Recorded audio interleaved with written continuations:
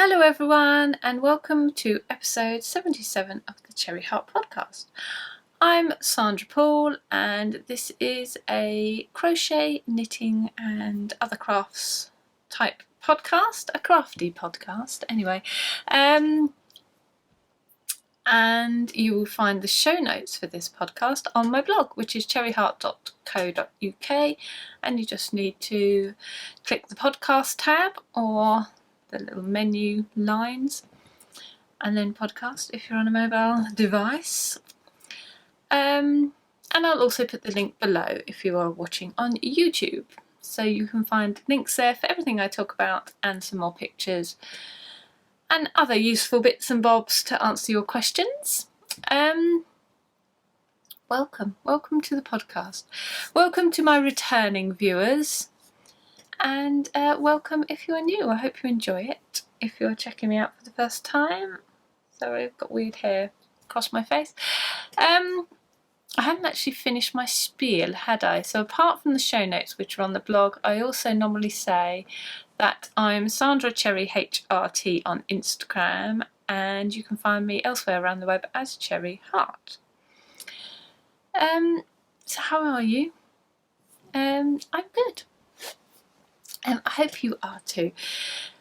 It's been half term here, so I didn't record last week as I normally would. I normally try and do every other week.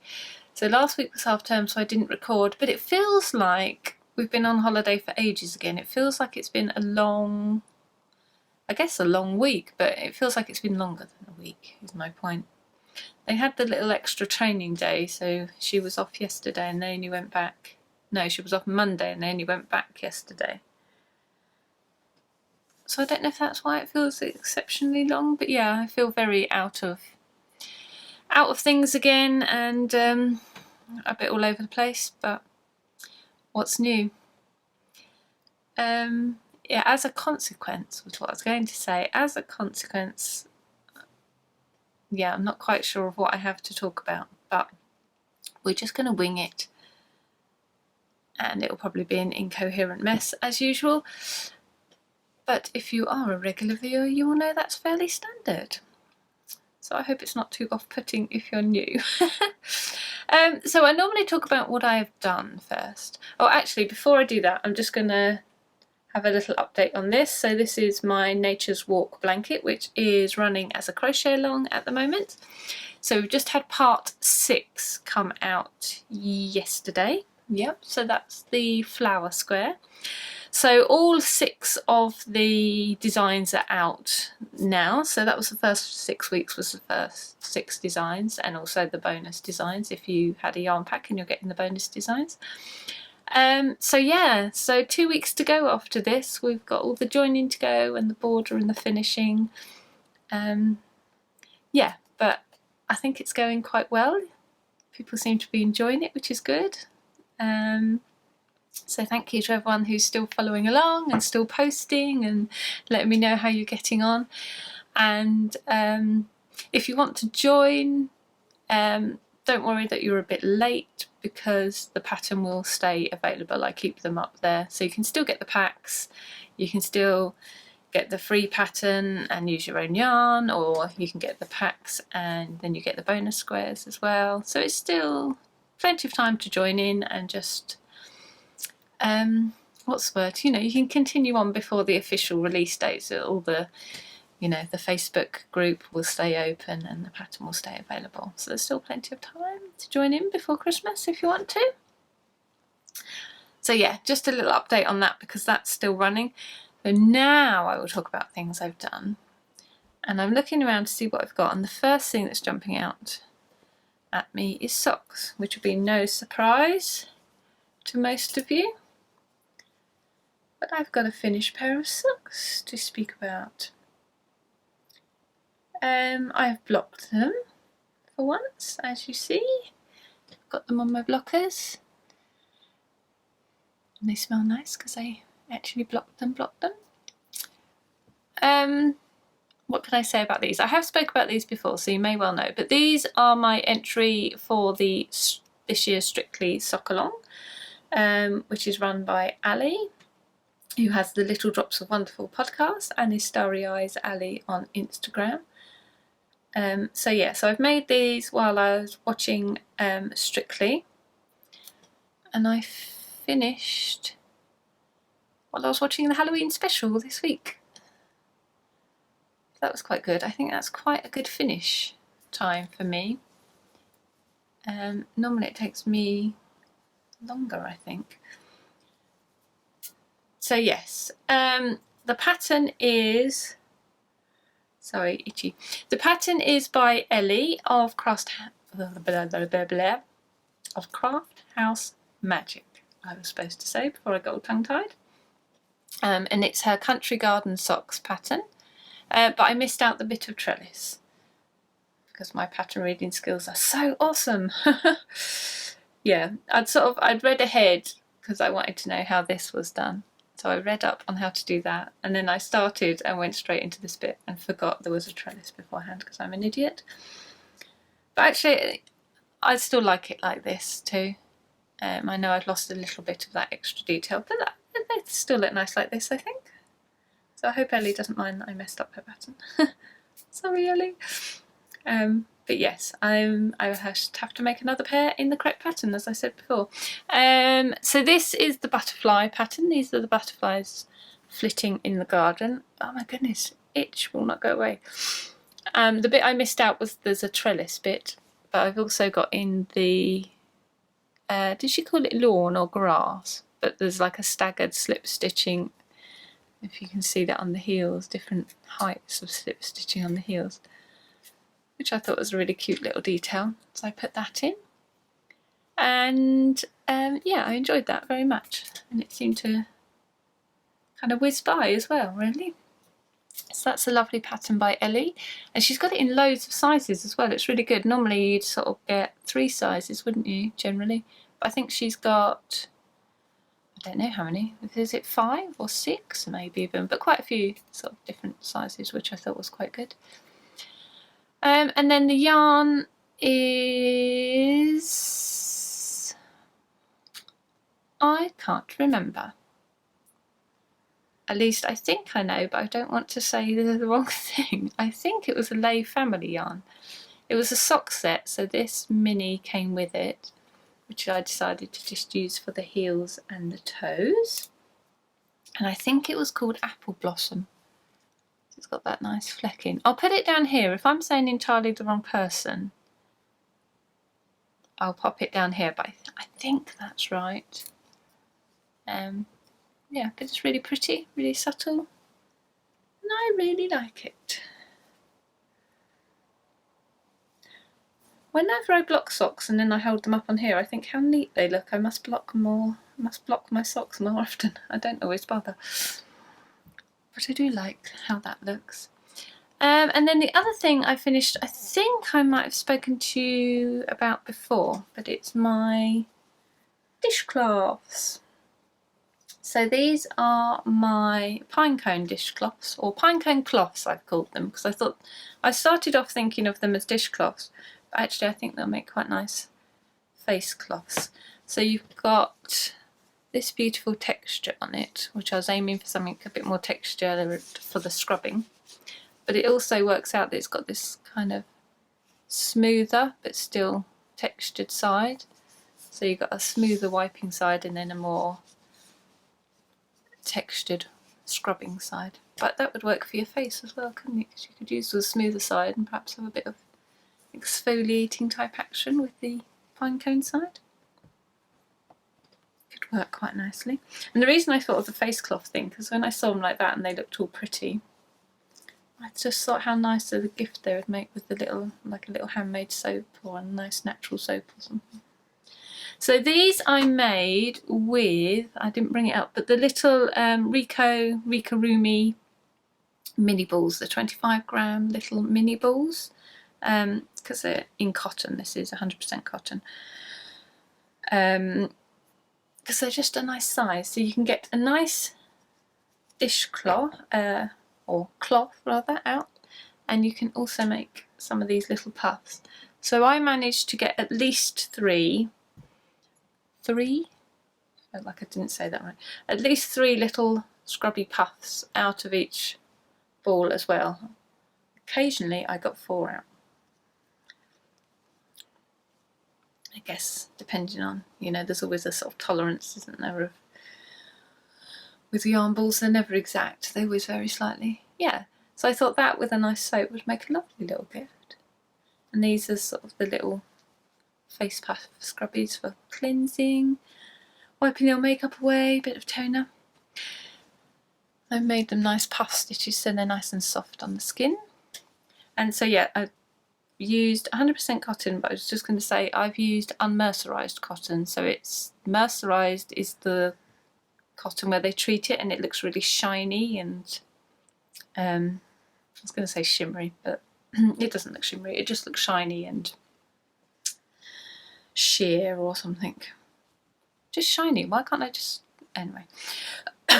It looks shiny, but this is matte, so it hasn't been treated, it hasn't got that shine on it, which I think the shiny version would probably still work, I guess. Someone asked me would it work and I was like, to be honest, I haven't tried it, so I can't say for sure. I guess it would still work. I just think like this, they're a bit more they're going to take the water and the moisture better because they're more absorbent, because they haven't got that kind of coating of whatever it is they put on it to make it shiny. But so I think this would work better, but you know, the other may work as well. So yes, so this is a pattern, is what I was going to say. So I made these a while ago and I had a few requests for the pattern, so I've remade in these pretty colours now, and I've got the pattern out. So that is out now. So it's the Pinecone cloth and puffs pattern.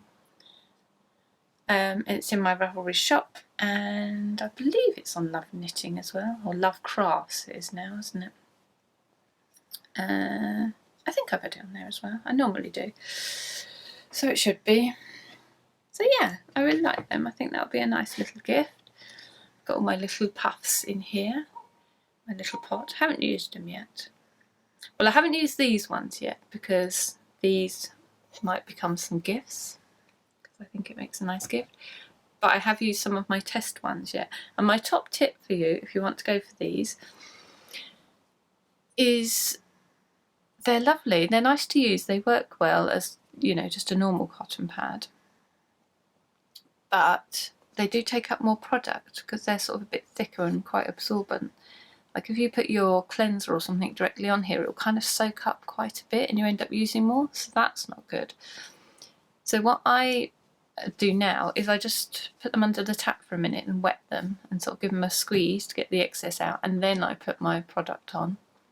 So you don't have to sort of waste your product just making it wet. It, you know, it doesn't just suck all the product in and then you have to put more on so you can actually wipe it on your face. So yeah, it just put some moisture in so it's already wet, and then, you know, you can just put your product on and use it. And I found that improves things a lot. So that's what I've been doing. So that's my top tip for you if you want to use these kind of reusable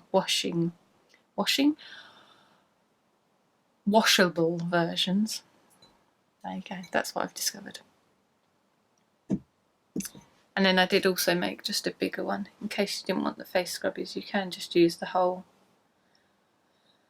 ball and it will make one that's slightly bigger. It's not massively bigger, but it is a little bigger. So I just added a few stitches and a couple of rows, and then that used up the whole 50-gram balls. But I found a mixture of both sort of more useful. But, you know, each to their own. So there we go, so that pattern is out and it's in UK crochet terms, but it's also in American crochet terms, just so you know. Let's put that over there. So what else can I talk about? So that's all oh no, it's not all I've done.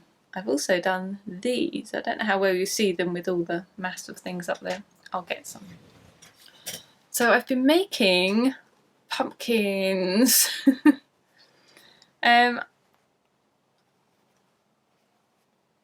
yeah, I just finished my living, well, I say finished, mostly finished my living room the other day.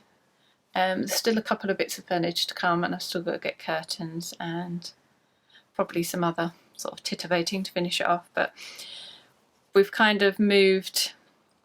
We were using our dining room as a temporary living room while we sorted out the living room, but we kind of moved back into the living room now, so it felt like a milestone moment. Anyway, so I wanted some nice sort of pumpkins to go with my decoration, so I went with these slightly more muted colours, which I really like.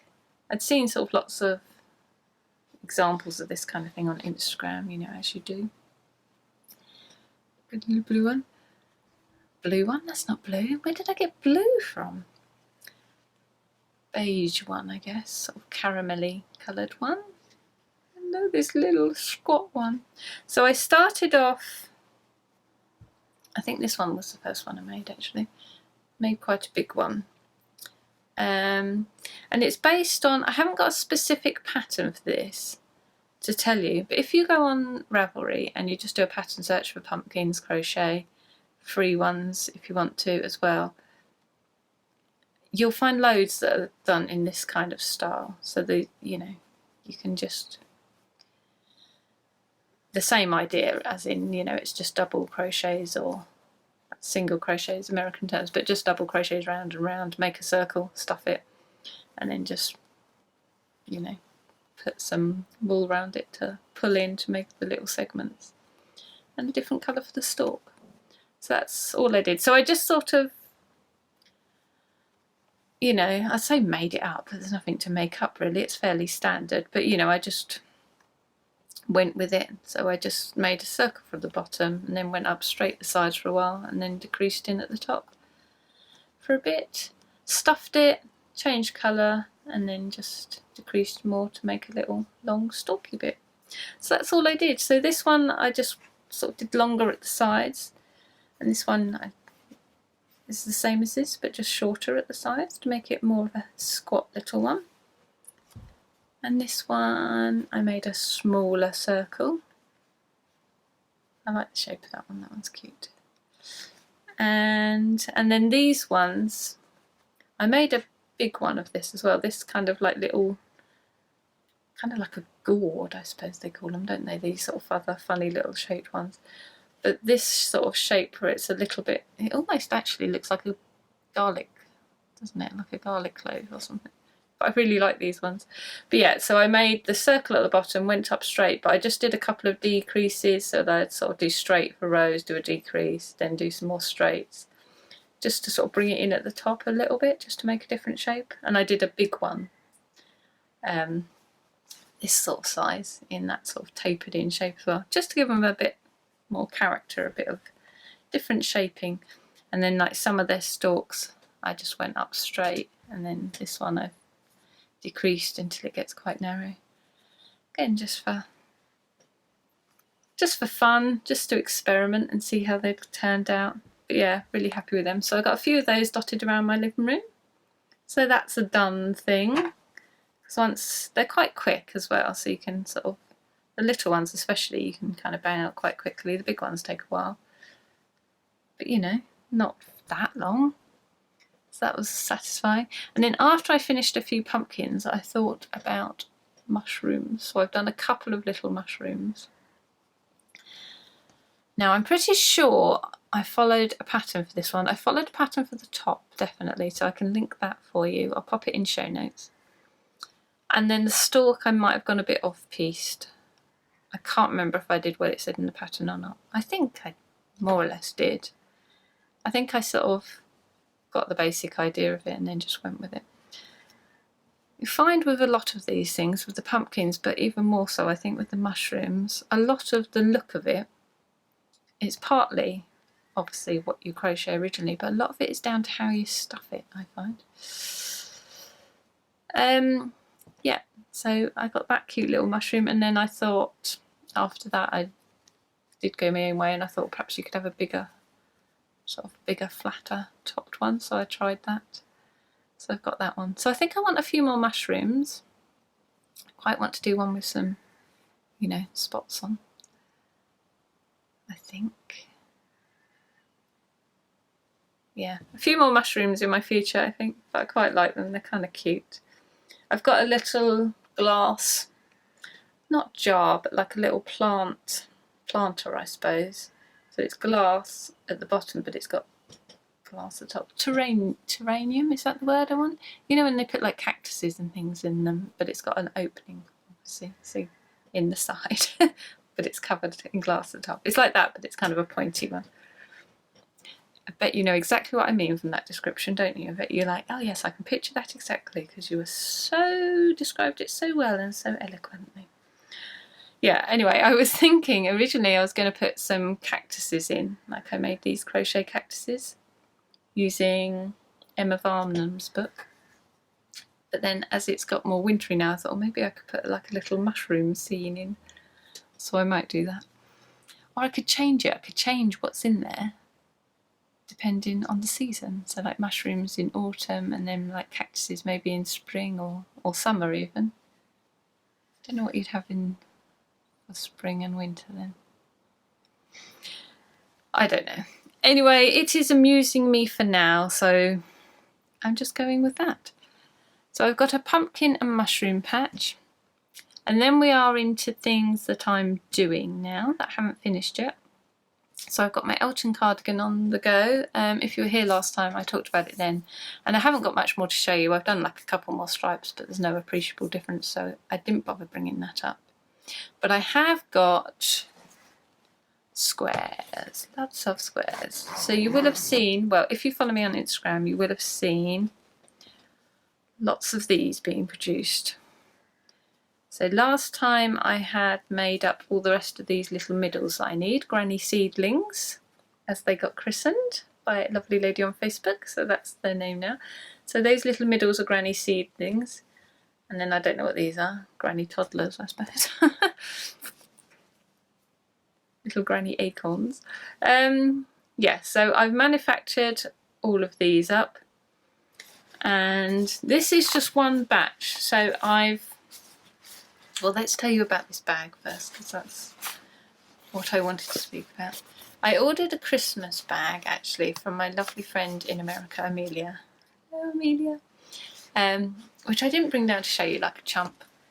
I'll have to, when I've got my Christmas project in, I'll show it to you then. But anyway, yes, I went on to order a Christmas bag from her because she's started a little shop and she's making bags now, and her shop name is Mila's Sweet Makes. Let's just show you the label. It's on Etsy. So I'll pop the link in my show notes for you. It's never easy to find things on Etsy, isn't it? You're better to do a Google search. What's that?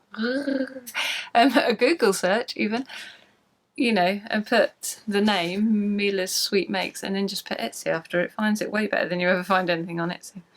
Anyway, that's by the by. So I ordered this Christmas bag, and then lovely Amelia, because she's just so kind and generous, put in an extra bag for me, this beautiful autumn one. And it was actually one I was eyeing up. I went on there and I got quite distracted by this, and I thought, oh, that's nice. But I thought, no, I'll stick and get a Christmas bag, because there was this, she had this fabric I really loved with these cars, Christmas trees and cars. Oh, it's really pretty. Yeah, so she popped this in as well. But I just love that fabric. It's so perfect for now, so autumnal. Goes with my little pumpkins. Look, they're on there. And the scarecrow's so cute. So yeah, very happy with that.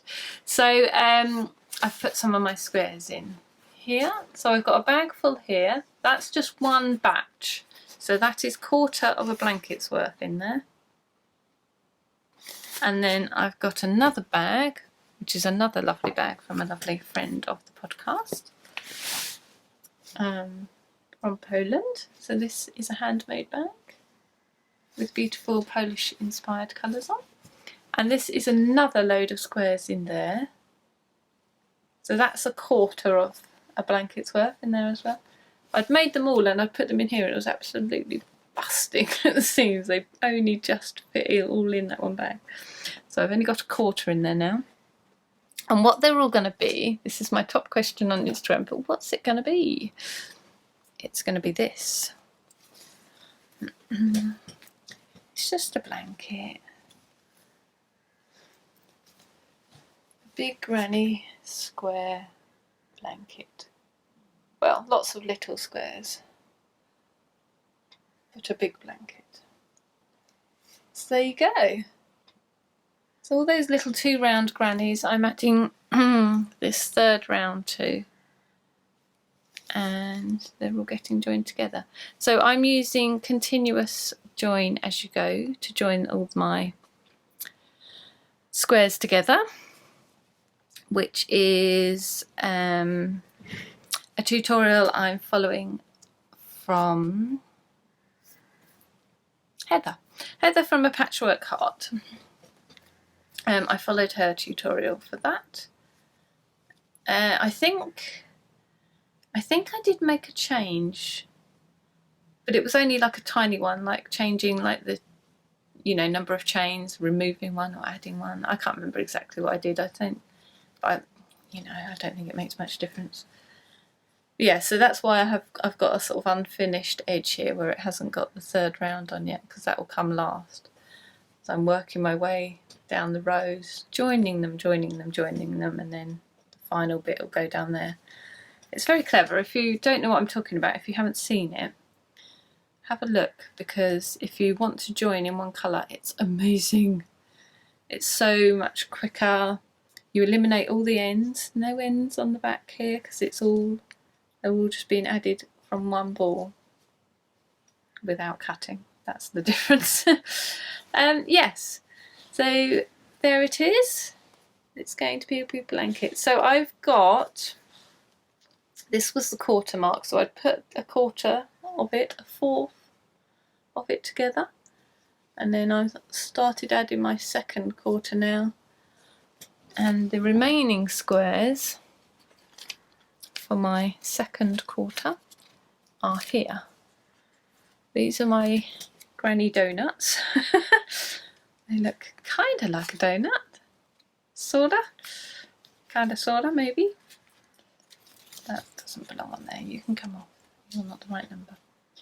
So what I did was I laid this out on the floor, and then I got a batch of squares and I arranged them all in the rows, 6 rows in each batch, and then I threaded all of the ones up from a row into one of these donuts. So I just put it on yarn, and then I've numbered them all so I know which order to do them in. So that's 6 and this is 4. So I've done 2 rows and I've got 2 more donuts to work through. Where's my other donut? I've lost a donut. Oh no, here it is. There we go. So they're my 4 remaining donuts to put on. I don't know why these please me immensely, these things. They just look kind of cute somehow. Like a reef almost, aren't they? A little sort of raggedy reef. Anyway, yeah, so that's quite easy. So I can just untie them.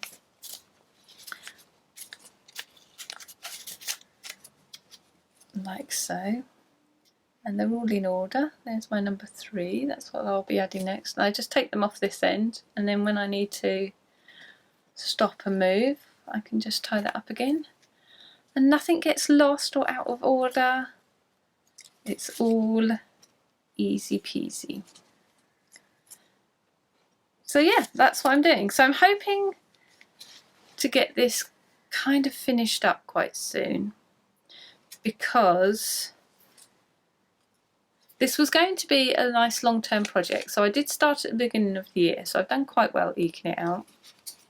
And I was just going to make these sort of, in these 4 sections of mine, I was going to make throughout this year and into next year, and then put a border on, and then it would finish. So I thought it would take me a couple of years, and that's fine. I don't need to rush it. It's just a little background thing I can have on the go. But I got kind of consumed with making these little granny seedlings, so I made all them. And then once I'd made all the granny seedlings, I thought, well, I may as well just put their next rounds on so they're ready to go. So I powered through and got all that done quite quickly.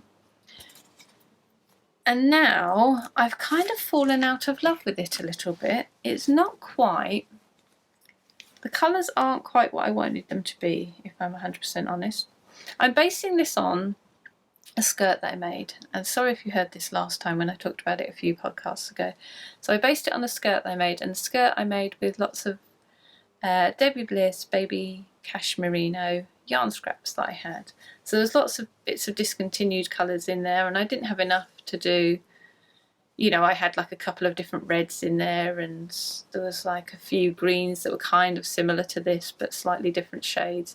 So it was a bit of a hodgepodge, but there was a theme to it and it kind of worked. And I really loved how that looked. And when I was making my sort of band that was going to go round and be a skirt, I laid it out and it kind of looked like the beginnings of a blanket, and I just fell in love with it massively. And I thought one day I have to make myself a blanket of this. So this is me doing that blanket, but because I can't make a whole blanket in Debbie Bliss cashmerino because I couldn't afford to do that, it would cost a fortune, I thought I'll match the yarn colours, and I've got really good matches for most of them, but the greens I really struggled with. And when I got the skirt out the other day, I realised where I'd gone wrong. So in the original skirt I had a red like this. I had a darker red and a kind of lighter reddy colour. So the darker red was a red like this, and then there was a lighter, I don't know how to describe it, not quite raspberry, but sort of a strawberry, pinky, but deep, still reddish pinky colour. And whereas in my colour matches I've got this burgundy for my dark red and then that red for my lighter red. So overall there's a lot more dark in it than the original, which I think it just tips the balance of the thing a bit. And also the greens, I had a few mismatches of greens with the Debbie Bliss cashmerino. I like both these greens, but I had an even paler, really lovely mint one in the Debbie Bliss one, and a few different sort of softer shades that were like this but a bit more subtle mixed in, and it's just a bit nicer and a bit more subtle than what I've got here. That is the thing about the Debbie Bliss cashmerino colours, that she does have such lovely shades mostly. And the trouble is they're constantly being discontinued and new ones coming out, and you know, it gets a bit frustrating if even if you wanted to save up and make the blanket across, you know, months or a couple of years, you wouldn't be able to, because then you wouldn't be able to get the colours again. So it's very annoying from that point of view. Anyway, this is a lot of waffle. Basically, yeah, so I've fallen a little bit out of love with it because the colours aren't quite what I wanted them to be. It's a bit too much primary colours, isn't it? Red, yellow, green, blue, actually. Without those sort of subtle mixtures in there to kind of just make it exactly what I wanted. So I like it, but I don't love it. So now I'm thinking, do I just power through and finish it because I've got all these now? Or I could just set it aside, but my fear is if I set it aside it will just never happen. And now I've put this much work into it, I don't want it to never happen because it's pretty close to being a blanket. But I haven't got a lot of enthusiasm for it, I will say, so that could make things difficult. But it is easier now I'm on the joining because that's a lot more pleasurable. I don't have to sort of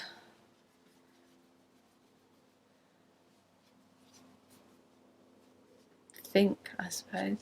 The laying out the colours is awkward, not enjoying that. Normally I quite like that kind of thing, but I'm just finding it frustrating because I don't want to think about it. I don't mind powering through and getting it done in a mindless way, but I don't want to think about it as well. I'm so lazy. It's unbelievable sometimes. Yes, so when they're in this format and I can just take them off and go through it, that's actually fine, but I'm not really looking forward to having to lay out my second half of the blanket. But I'll probably just get on and do it. Yes, so that's all I have to say about that, I think. I've no idea what I'm going to do with the border. I'm hoping once I get to sort of the end of the blanket, and then maybe I'll feel more inspired by then because I'll be more excited that I actually got to the end. I don't know. Sometimes you do fall a bit out of love with projects, don't you? Especially big ones, and maybe it'll come back when it's done and I can just, you know, get more perspective on it. I think what I need to do I hope you don't mind me waffling on about this so much. I think what I need to do is go and lie it on my bed so it looks actually like a blanket. Yeah, I'm so close to it all the time and looking at all these colours, and sometimes you just need to physically step back from it and just see it in a different light. I think that might help. I might go and do that in a minute. Anyway, so that's that blanket. And then the other thing I brought down just to talk about quickly was a little update on my magazine blanket. Oh, actually, I didn't bring the things to show you. So again, last episode, I'm sorry if you're new and you don't know any of this thing from last episode, but there was a blanket in a magazine that I saw that I liked. Quite a small picture, but I really loved it. And it was obviously some kind of, it was a vintage blanket and kind of filet crochet kind of style. And I'd made up some samples. So this was a bit of the middle. Yeah, I've got some other bits here because there's some lace work joining it. So there's,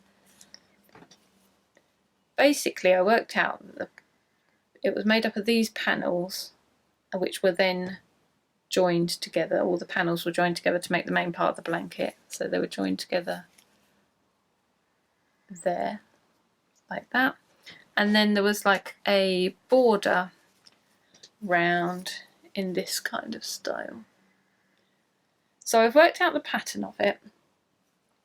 I've worked out the construction of the blanket, although I won't do separate panels and join them. I'll just make it all in one piece. So this was me testing out how I could make it and make it look like that join was there, even though I wasn't doing it as a join, if that makes sense. So that's the main part of the blanket. I've worked out my border pattern. I can see how that goes. Fairly confident that's right. It's just the corners that I'm not happy with. Again, if you remember before, I was saying in the original, what they've done is they've gathered it around the corner. So they've just gathered it and joined it tighter and tighter and tighter and just sort of eased the border round the corner like that, which I'm not entirely happy with. So I wanted to work out a way to actually do the border. So I've got some various samples. So this was one where it'd actually have the points sticking out. So when you've got a zigzag, the points, it's always awkward at the corners. So do you go like that and have one sticking out, which I don't particularly like, it looks a bit odd and I don't think it's going to lie very nice. Or you can have like end, have I got another sample of the other example? Lots of little sampling is all I've done so far. I don't think I have.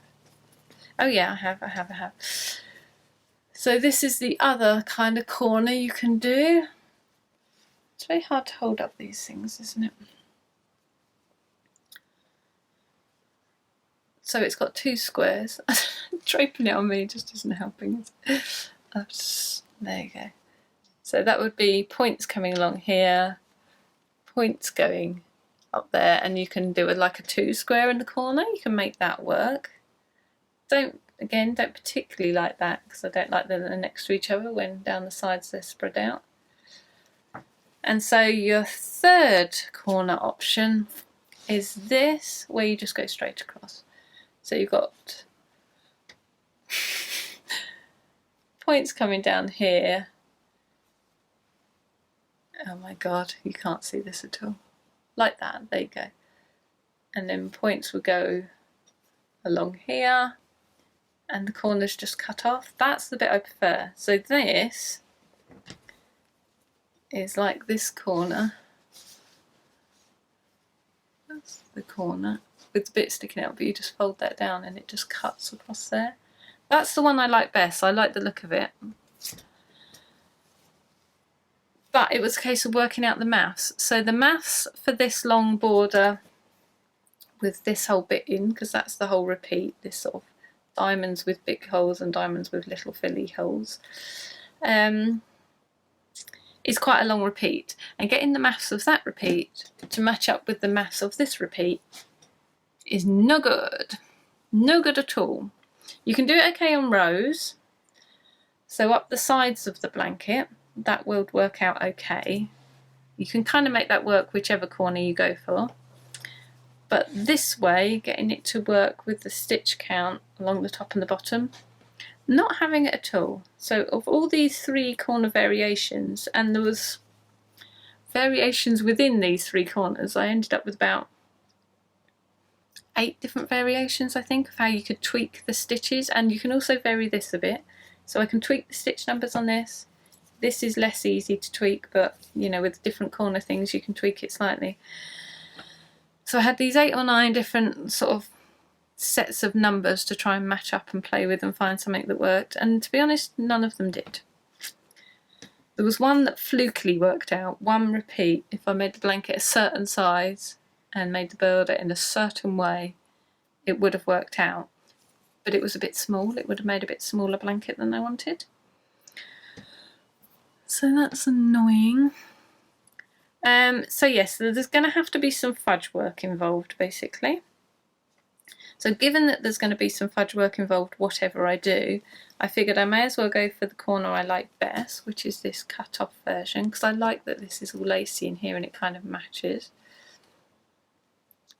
in. I like that very much. So I can go with the corner I like, and then the fudging, which will be along the top and bottom, I think, only.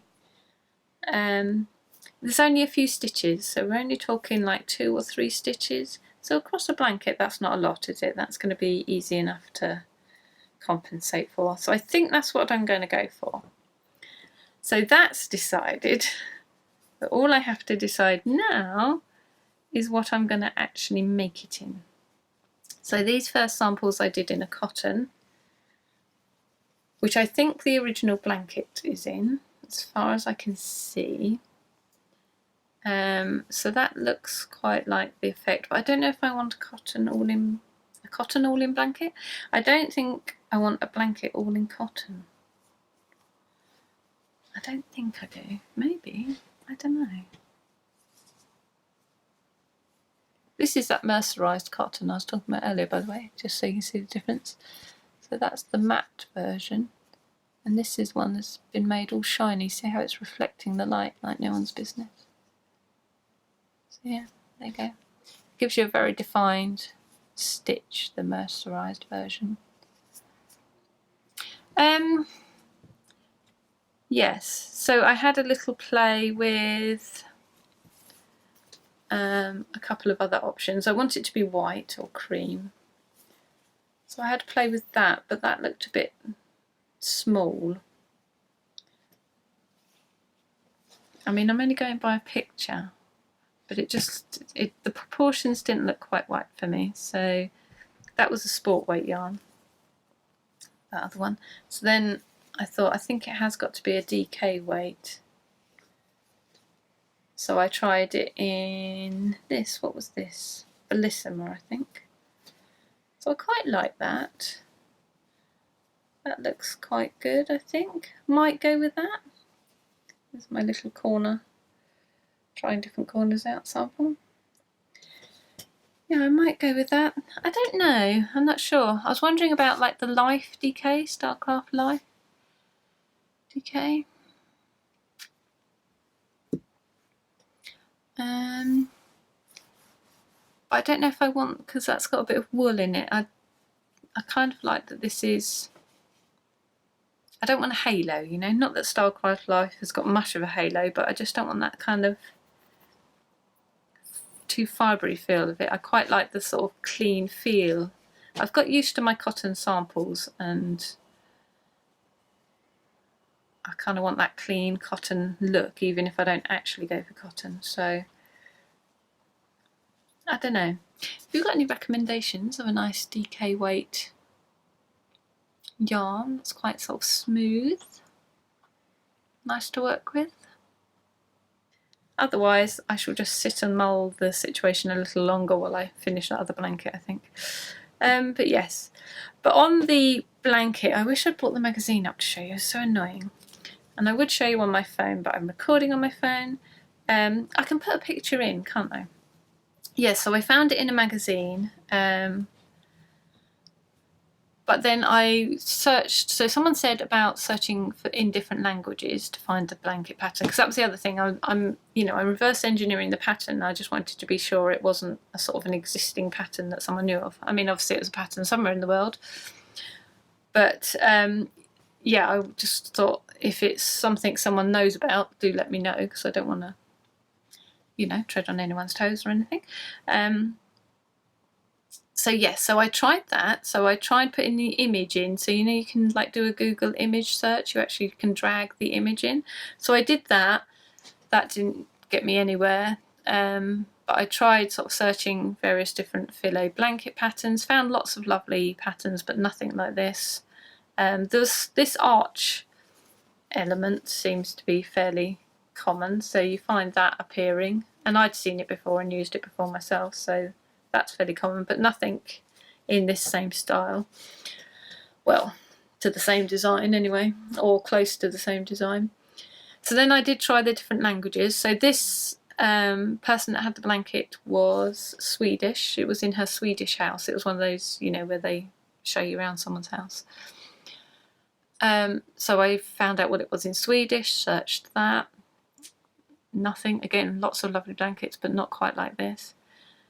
And then I found an online article of the magazine article, an online version, and it had an Instagram in there. So I looked up the Instagram for this person whose house it was.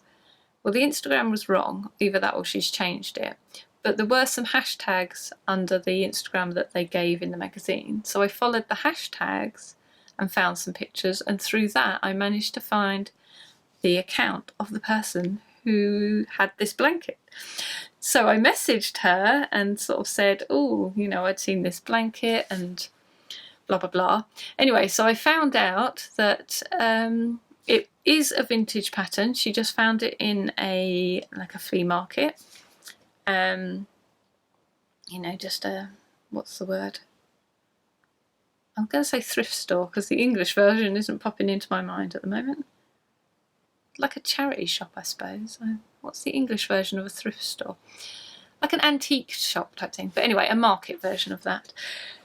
Yes, so she didn't know anything about the pattern or anything, but she was more than happy if I wanted to reverse engineer the blanket, because she'd just found it herself, so that was fine.